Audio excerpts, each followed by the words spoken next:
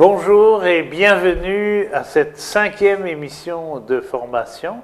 Après avoir reçu le président de la QDR et son directeur général, j'ai eu l'idée d'inviter une femme bénévole, citoyenne et militante. Je vous présente Lucie Racicot. Bonjour. Bonjour Jean.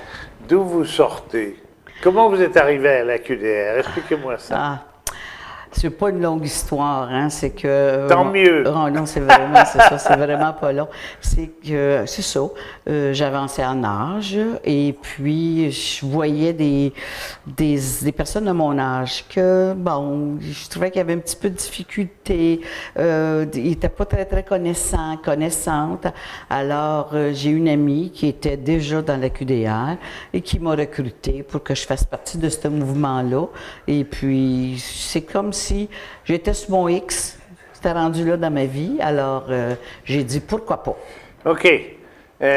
Et pourtant, vous étiez, si j'ai bien compris entre les mots, vous n'étiez pas victime de problèmes de droit personnellement. Pas du tout. C'était plutôt pour aider les autres. Oui, définitivement, oui. Non, j'avais pas ces problèmes-là et je les ai pas plus encore, je suis bien chanceuse, là, mais il reste que ma conscientisation, elle est beaucoup plus qu'elle l'était à ce moment-là, Okay. justement. Expliquez-moi ce mot un peu assez bizarre qui s'appelle conscientisation. OK. C'est vraiment d'être confronté, OK, avec des gens qui ont des problématiques, ils ont de la difficulté, c'est surtout ça. Puis voir aussi, ça m'a donné une vision différente des aînés. Vraiment, parce que quand il y a des gens qui sont vraiment choyés par la vie, alors eux autres, ils sont pas conscients de ça, mais dans mon entourage, j'ai vu des gens qui l'étaient beaucoup moins, puis qui avaient de la difficulté. Fait que ça, en étant confronté à ça, c'est ça qui fait qu'à quelque part, à un moment donné, tu te dis, oh, il y a quelque chose qui fonctionne pas bien. Moi, je suis bien nanti, mais il y en a d'autres qui ne le sont pas. Et ça, faut... Fait que c'est ça pour moi, la conscientisation, de prendre conscience qu'il y avait des aînés, que malgré toute la bonne volonté, ils n'arrivaient pas à survivre même. Je dirais même survivre. Autrement dit, ça dépend pas d'un individu et de sa psychologie, comme on dit. Ça dépend, il y a des conditions collectives qui produisent, qui aboutissent à cette oppression, on peut Exactement, dire. Oui. D'autant que, vous m'avez dit, en préparant l'émission tout à l'heure, vous m'avez dit, les gens ne sont pas conscients des besoins qu'ils ont. Non. Alors, ça c'est fort. Oui, ça, vraiment, ce que je me suis rendu compte, qui fait partie de la conscience, c'est que tant et aussi longtemps que tu n'es pas confronté à une problématique. Mettons, je vais donner comme exemple quelqu'un qui a un revenu je dirais même sous le seuil de la pauvreté, mais qu'elle se contente de ça. Cette personne-là va se contenter de ça. Quand tu sais très bien qu'il existe des organismes, qu'il existe des services qui pourraient faire en sorte qu'elle se sentirait beaucoup mieux, sa vie serait meilleure et elle ne voit pas ça, cette personne-là. Elle ne se rend pas compte. Qu'elle ne sait pas? Parce qu'elle se contente de ça. Plus parce qu'elle se contente de ça. Elle est comme résignée? Elle est comme, oui, souvent, oui. Okay. Fait que jusqu'au moment où est-ce que, je sais pas, mais cette personne-là peut tomber malade, ou il arrive, on va continuer avec, elle va tomber malade, puis là, elle se rend bien compte que les moyens qu'elle a sont vraiment très limités. Fait que là, c'est là qu'elle va aller chercher de l'aide. Mais c'est quand, souvent, c'est pas nécessairement un aîné. Dans tous les différents âges, souvent, c'est qu'il faut que tu te rendes jusqu'au bout avant d'aller chercher de l'aide, parce qu'avant ça, tu n'en as pas besoin. C'est ça. OK. En fait, tu en as besoin. Oui, mais toi, tu es convaincu que tu n'en as pas besoin. C'est ça. Toi, tu es convaincu que tu n'en as pas besoin. Alors, et puis, il faut donc, à la limite...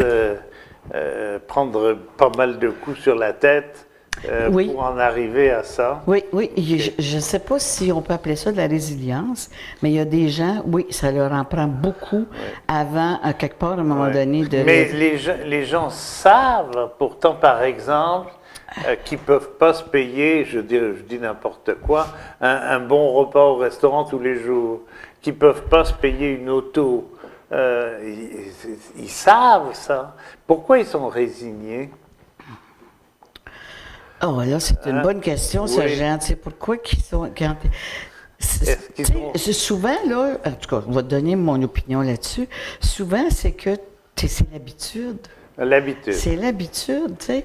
Tu le sais que tu peux pas te payer un repas au restaurant. OK. Donc, je peux pas, je peux pas. OK, C'est tout, c'est pas plus compliqué que ça, OK, tu sais. c'est un fatalisme. Oui, je pense que oui. Tu sais, c'est ça, c'est l'habitude. Fait qu'à quelque part, à un moment donné, non, mais c'est correct, et puis... Est-ce qu'il y a aussi une question de dignité? Moi, je veux pas la charité. Je veux pas demander puis me mettre à genoux pour ça. Est-ce qu'il y a ça? Oui, pas peut-être quand tu vois. J'ai en tête des fois des cas extrêmes, puis oui, il peut avoir ça.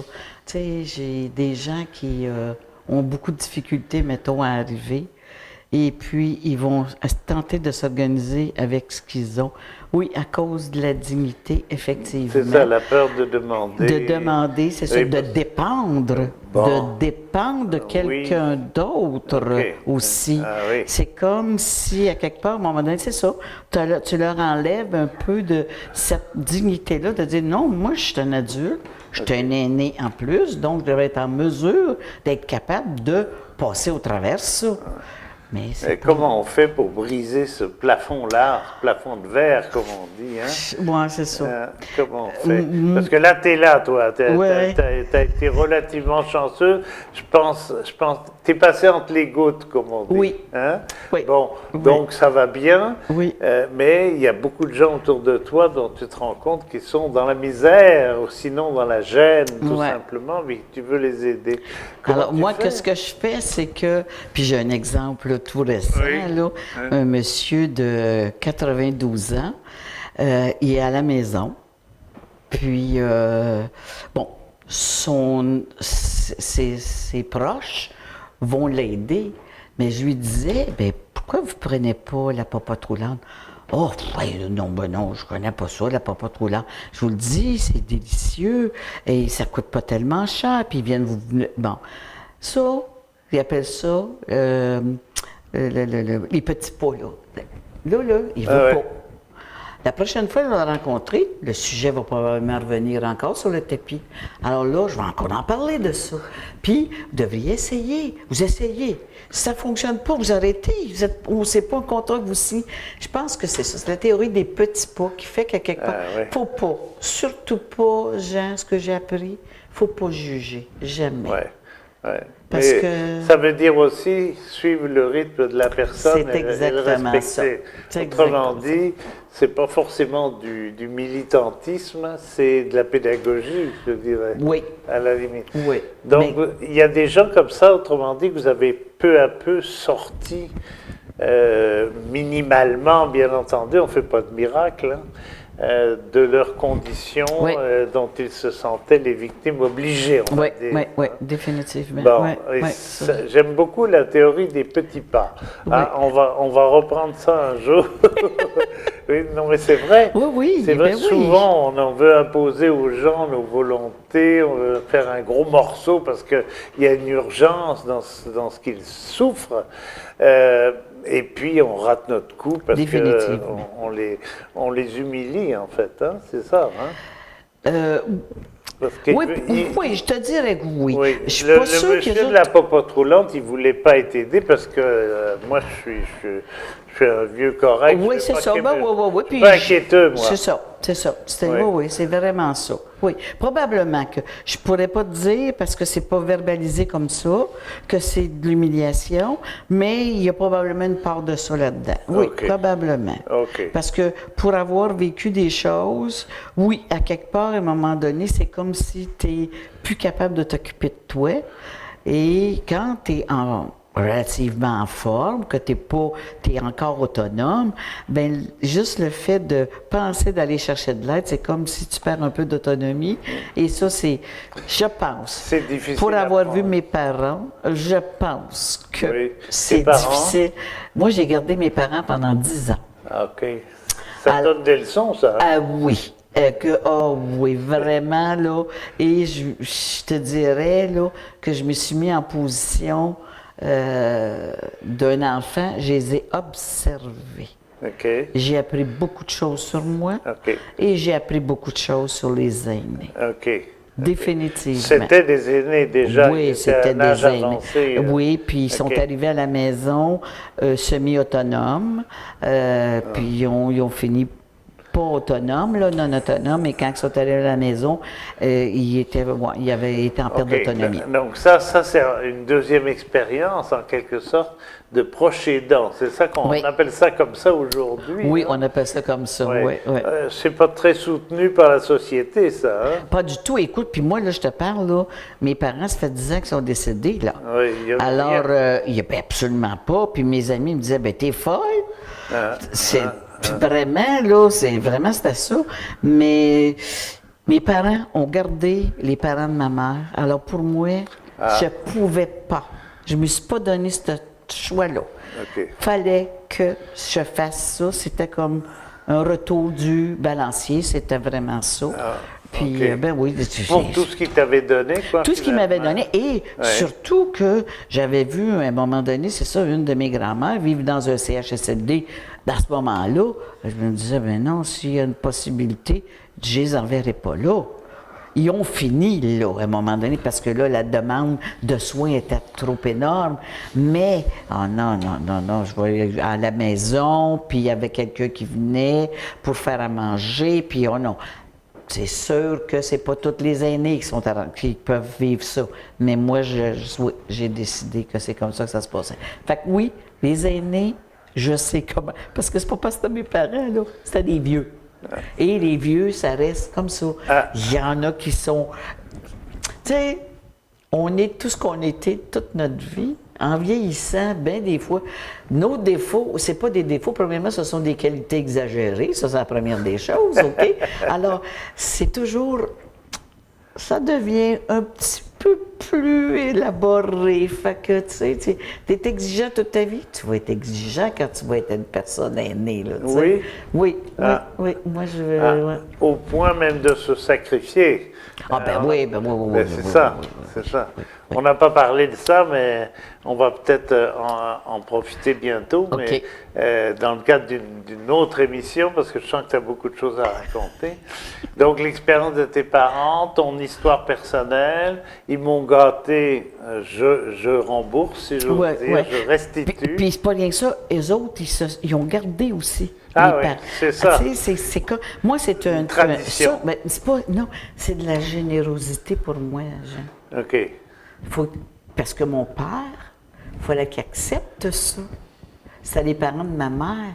Fait que si papa avait dit non, ben là, maman était comme mal pris. Fait que c'est cette générosité. Pour moi, c'est un acte de très grande générosité. Fait que j'avais pas le droit de pas leur remettre ça, cette générosité-là. J'avais pas le droit. OK, puis ça t'a pas épuisé, si je comprends bien. Je te dis oui. Oui. Oui. Oui. Oui, si je peux me permettre. Oui, OK, oui, oui. si je peux me permettre, j'avais un groupe d'amis et on se voyait assez régulièrement. Puis là, je leur racontais tout ce que je vivais. Puis là, on en riait. Puis je disais, si vous saviez comment vous me faites du bien, parce que si j'avais pas ça, là, je pense que je ferais le front page du Journal de Montréal. Oh là là, à ce point-là. Oui. Comme je te dis, on devient exigeant et surtout quand c'est nos parents. C'est comme ça. J'en ai vu d'autres aussi, puis c'est de même. Ils s'attendent à beaucoup. Ils s'attendent à beaucoup. OK. Ben, puis le bien, il faut le faire bien. Ah, c'est bien. Autant que possible. C'est ça. Autant que Merci possible. beaucoup. Merci beaucoup. C'est plaisir. Et à une prochaine émission, parce qu'il faut continuer cette histoire-là. Elle est passionnante. Parfait, merci.